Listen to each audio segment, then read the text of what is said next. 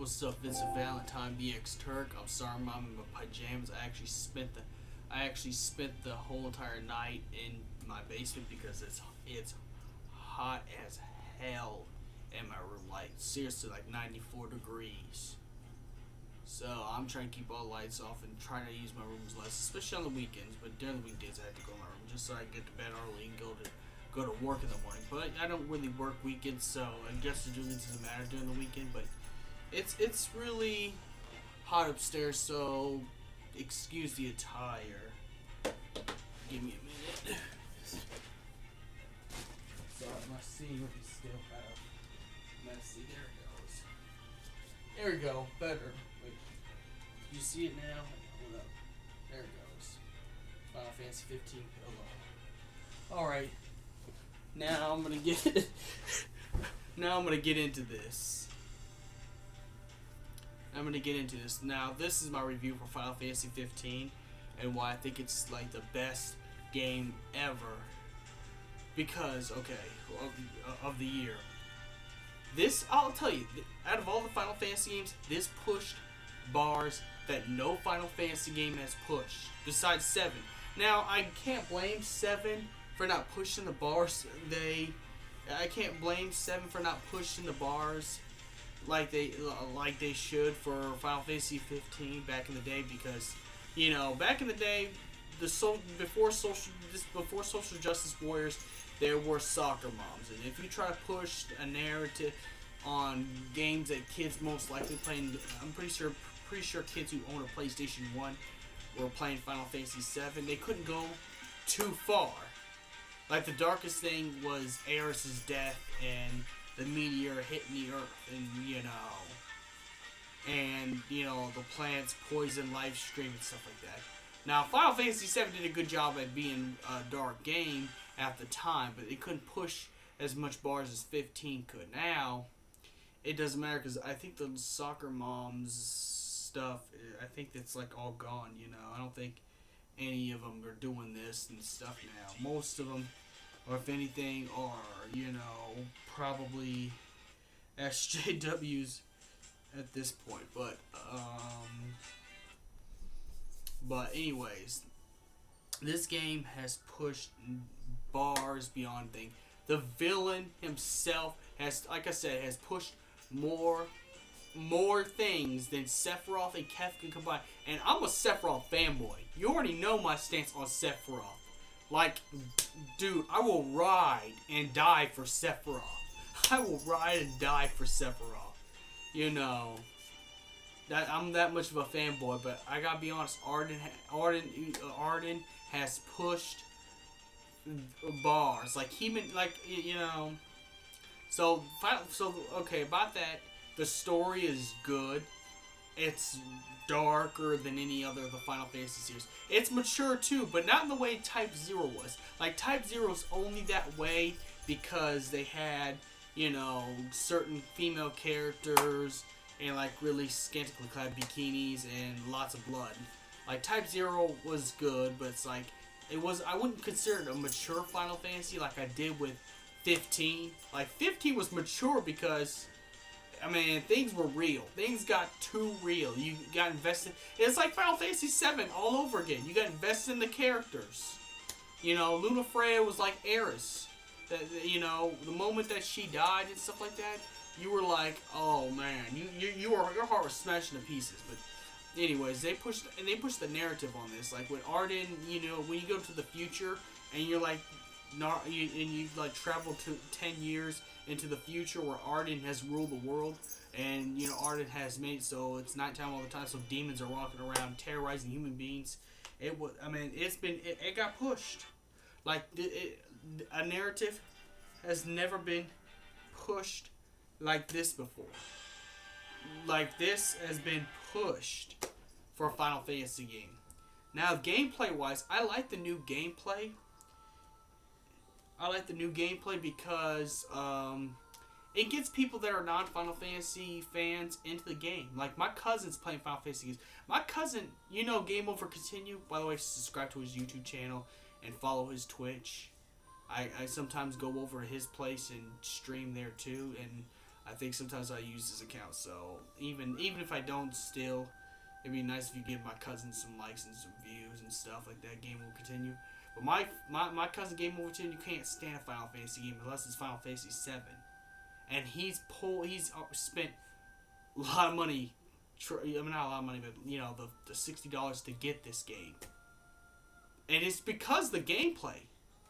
I'm telling you, the gameplay makes all the difference in the world. Like, this is more like Batman Arkham Knight style gameplay than Final Fantasy. Yeah, you got your Final Fantasy things like you do have to level up. And, but leveling's included in it. But leveling's included because some places you do have to, set up camp and eat food or do small things and side quests. But, they make the game a lot longer because the game is honestly, to God, short. Even though you took up a lot of space on the PlayStation 4, it was honest to God took up a lot of space. The game is really short, so I would do a lot of side quests. And if you beat the game once, it comes with this awesome sick feature where you could call Umbra, and Umbra will take you to the past. You could have him take you to. You could have Umbra take you to. You can have Umbra take you to Altissia, or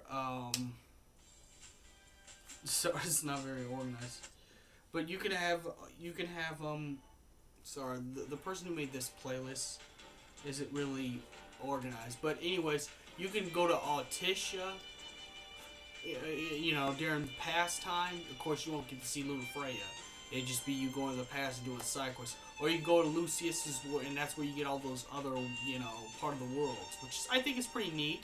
And it makes the game a lot longer where you can travel the past, do side quests, and even extra missions that are, and they're putting in more story in this one, too. So there's going to be more story coming in very soon. That's going to be part of the update. So that's going to be really, really good, too, that they're going to add that stuff in there. So I'm pretty happy about that. So it's going to make all the difference in there. The way the summons were in this one, like, they actually played a legit role. Because they were actually part of the King's Glaive. They actually serve all the Lucius Kings before. So gameplay is really good. Story is compelling. It's like Final Fantasy VII all over again with story. And sure, go ahead and say, oh, well, they copy Final Fantasy VII. But see, this is how a Final Fantasy game should have been. I love 13, and I will defend 13. I'm a White Knight for Final Fantasy 13. But I gotta be very honest when I gotta say, this is what a new Final Fantasy game should have been a long time ago. The gameplay's good. The story was intensely dark. Like, this actually pushed more narratives. Like Sephiroth and Kefka were good villains, but Ardyn has pushed the bar. Plus, Ardyn technically won because, spoiler, well, this is gonna be I'm gonna put spoiler anyway, so for people who haven't played the game. But in order for Ardyn to be kept from coming back, the ring had to be destroyed. But since there's a Lucius King, Noctis had to kill himself just to get rid of Ardyn. So in a way, Ardyn has won. So then we have a villain that won. So they've done something a little different. They played a little bit of risk factor. Hopefully they come up with some DLC that changes the timeline, where you could just take out Ardyn right away before all that. But nonetheless, it was a good follow-up to King's Glaive. The prequel actually made sense, but also, the story and gameplay, the graphics, look, do I need to talk about the graphics on here? Do I need to talk about the graphics of this game? Do I need to talk about it? The work says it for itself. The work says it for itself. I don't even need to get into the graphics, the HD cinematic graphics. You don't even need to play this game in 1080p. You play this on just a standard definition already, and it looks like it's it looks like close to 1080p. Imagine with the 1080p and the VR, how good this game's gonna end up being. But of course, they probably make some missions VR. They couldn't make the whole game in VR, but still. Is it worth picking up? Yes, it is. This is the only game of this year that is worth picking up. You have to pick this game up. There is no option. Do not watch this video. Do not play any other games. You have to pick up Final Fantasy 15. You have to. It's a need. It's, it's not a want anymore. It's a need. So yes, what they did was they went back to the classic Final Fantasy tropes. And sure, going back to the past, everyone does it too much. But in this case, that was good. Because people like that. You got your old school Final Fantasy fanboys from the Super NES era playing this. You got new school Final Fantasy fans who, don't like to play turn-based, but don't like to play turn-based, but they like Final Fantasy because of this game. Like, if I could recommend a Final Fantasy game to anyone who's new to the Final Fantasy franchise, I have to say Final Fantasy 15. It was worth it. It was worth it. I'll be honest, I can't get myself off the game, even today. I'm obsessed with playing it a lot. Like, when I get off of work, this is pretty much where I spend most of my evenings. Yes, I know, I'm sad and lonely, but I can't help it. There is no social life with Final Fantasy, but no. This is a much darker tone Final Fantasy and mature Final Fantasy game than any other titles. They went back to the old style of storytelling. They put better combat that everybody can play, that everyone can agree with. I could even get my little sister to play this game, and she only plays new gen stuff. But I can get her to play this game. That's how good, with the new combat system and everything. Like, I like the car system better than the airship. It's new, it's innovative, and it makes people want to play a lot more. You can get even your Call of Duty fanboys to play this game. Like, it's that good. I give this 10 out of 10. In my opinion, this should be Game of the Year, but, I'm not going to try and dictate what should be Game of the Year or not, because it's not up to me, but I think it should be Game of the Year. This needs to be the Game of the Year. Final Fantasy 15 has done it.